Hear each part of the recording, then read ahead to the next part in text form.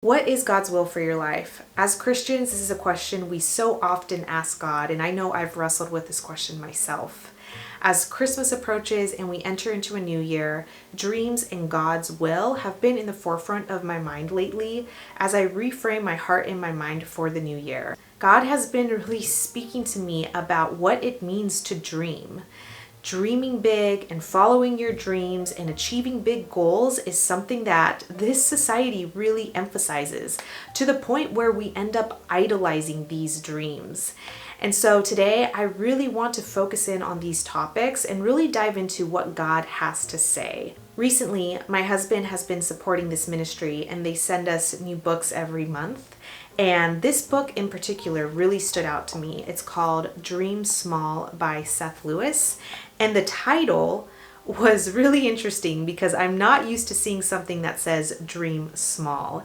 And so I started reading it and I'm a little over halfway through this book. Honestly, the author put into words what I have been struggling with. And so there are a few things that I wrote down because I was convicted myself. And the whole premise of this book, I'm going to read it to you. It says here, "What are you living for? We are all looking for significance and meaning in our lives. The world tells us that this comes from dreaming big, achieving personal success, and making a sizable impact. But the Bible says that self-worth is found in knowing our Creator, and contentment is found in discovering His purpose for our lives." There are 3 points that God has really emphasized to me.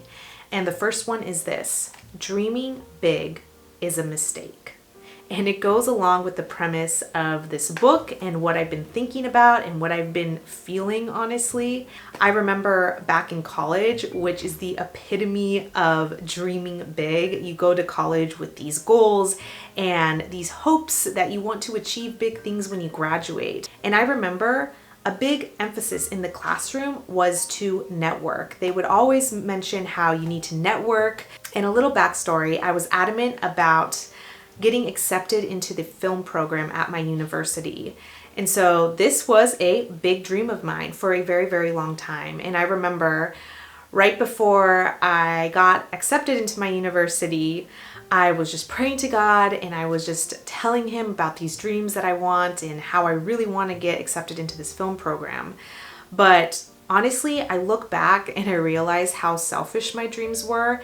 And a lot of the times we end up doing this. We pray to God for these dreams, asking Him to make them come true the way we want them to. And it's taken probably over a decade for me to realize how selfish those prayers were at the time. And I'm 30 now, and I finally realized that I don't want to dream big anymore. There's a quote that really stood out to me from the book. Lewis says, "I do care about my own greatness. I care very much about this little planet and my own short appearance on it. I care about my little life. I still want it to mean something. I still dream of somehow gaining significance beyond my size. Even if it doesn't make sense for me to care, I care about it anyway and I can't stop. I think you care too. We all care, which is probably why big dreams are so appealing to us." This quote really resonated with me because he perfectly said what I've been feeling for a very, very long time. I've struggled with my purpose and my value, and going back to networking and how my university emphasized networking. I remember I was a junior in college and I got accepted into the film program. I ended up realizing halfway through college that the film program was not what I thought it was going to be and is not where God wanted me to be. But I still wanted to work in the entertainment industry. So I got my first big girl internship at a big entertainment company. And it was during the summer. It was a full-time internship. It was my first time having a full-time job. I had a ton of different part-time jobs throughout college, but it was a job in the corporate world, in the entertainment industry. I thought this was my big dream and this is my big break into getting a full-time job at this company, hopefully once I graduated. At least these were the thoughts running through my mind. And this internship taught me so much because, first of all, A big thing that I thought when I went into this internship was that I had to network hard. So everyone I met, I would always ask them, what do you do? What's your job title? Because I always thought that I needed to meet different types of people to get to where I need to go. And this framework is so dangerous because we end up using people for our own goals. And I wouldn't have admitted that I'm using someone, but networking is technically like that. There's no intentionality behind it. And I came to realize later on that I do not want to network. God really taught me that if He wants to put me in a certain place and position, then He will do that Himself. I do not need to network. So honestly, probably after that internship and a few other internships, I realized that networking was not the way to go. I needed to surrender my dreams to God, and I needed to let Him take the wheel, let Him take control. Anyways, that was the first big thing that I learned in my first internship. The second thing was that the people I was working with, they worked very long hours. They stayed late at the office. They barely spent time with their families. And I remember thinking about this and going, I don't want my full-time job to consume me. And is this what it's going to be like working in the entertainment industry or at this company? And a lot of the times what ends up happening is we idolize job titles and that becomes our identity. And I saw that the people I was working with, their job titles were their identity. That's what they did 80% of the time. And so this is another thing that I learned about during this internship. Honestly, I was still so very young. I was a junior in college, but looking back, I realized that God was basically just being so patient with me. Just like John 15 says, I am the vine and you are the branches. If you abide in me and I in you, you will bear much fruit. Apart from me, you can do nothing. And God was really planting these thoughts in my mind saying, you don't want to let your job be your identity. You do not want to let these accomplishments be your identity. You do not want to look at someone and say, oh, what do they do for a living? Because you want to see things the way I see them, as image bearers. These are all things that God was just speaking to me and has spoken to me throughout the years. And honestly, this is why dreaming big is a lie, because it takes the place of God and it makes us idolize our dreams. And instead of saying, God, what is your will? What do you want for my life? We end up saying, God, this is what I want. And so the dream big mentality is a false mentality. And it's something that it's taken me years to really let go of, but God has really changed the way I view dreams and partnering with Him, because honestly, God has placed dreams in our hearts, and sometimes our expectations of how we want those dreams to look like end up taking the place of what God has for us. And what He has for us is way better than what we can come up with for ourselves. My next point is this: God's will is not what you think. As God has so patiently helped me let go and surrender these big dreams that I thought I wanted, He's also shown me that His will for me again and again and again is going to look so different than what I have for myself. And Lewis really nails it with this quote here. I'm going to read it to you right now. He says, I am a character placed in a story that is much bigger than I am. This story is not my autobiography. It does not start with my birth, and it does not end with my death. Still, the author, God, gave me a role in it, a role that no one else can fill. He invented me specifically to fill a gap in His plot, because evidently the story of eternity would not be complete without tiny little me.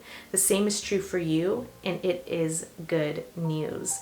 So another reason why I like this book is because he talks about small dreams. He talks about how God is not in the big and influential. When He came down on this earth, He mingled with the outcasts. He Himself was born and raised not from wealth, not from influence, but from a humble upbringing.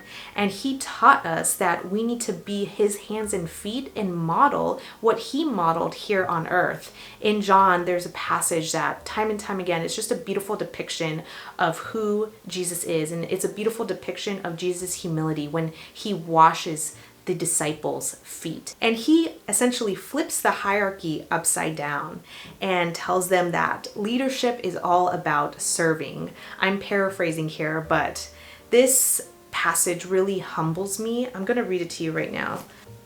In John 13:14, it says, "If I then, your Lord and teacher, have washed your feet, you also ought to wash one another's feet. For I have given you an example that you also should do just as I have done to you."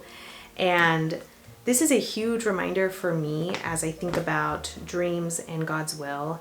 And Lewis also writes in this book, he tells a story of when he was a teenager at his youth group. And he said there was this guy that was super popular. He was the new kid in town. Everyone loved him.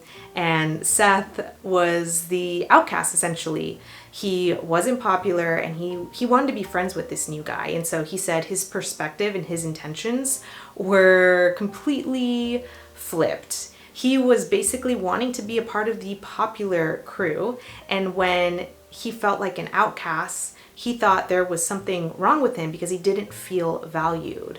However, God was teaching him that there were people around him that also felt like outcasts that he could reach out to, that he could be friends with. And that's where God's heart is at. God's heart is with the outcasts. God's heart is with the unpopular. God's heart is with those that are the least of these. And this is a prayer that I ask God every day. I want to see people the way you see them. His heart is with the homeless. His heart is with those that we can so easily overlook. There's another quote by this author that really stood out to me. He says, "It means that you are free to pursue dreams that the world around you overlooks and measures as small, knowing that your Creator sees and rewards even cups of cold water given in Jesus' name."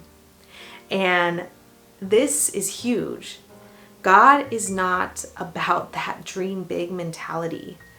He wants you to trust him in the day-to-day because those small dreams is where God's heart is at. He does not want us to miss out on the person next to us that may so easily be overlooked.